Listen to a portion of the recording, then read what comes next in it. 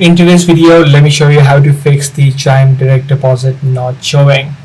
Now in this situation, the first thing that you need to ensure or verify is your employer's exact payroll submission timeline. Chime does not hold any sort of deposits or shows them as pending within the application. It is shown exactly on the moment that is received or released onto your account.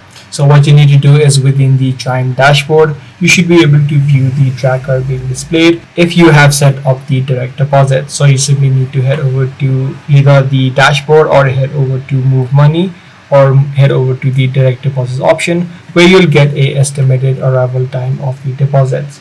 Now if this is not the case for you, the second thing that you need to do is verify your account and routing numbers. You need to simply locate your credentials within the move money section, and once you head over to direct deposits, you need to look up your routing number as well as your account details and verify your banking partners. Sometimes what happens is the banking partners are correctly not selected, as well as the routing numbers and account numbers have any sort of typos. So these are the issues that you might be facing, and once you fix these issues, you should be able to solve this problem. So that's pretty much all there is to it.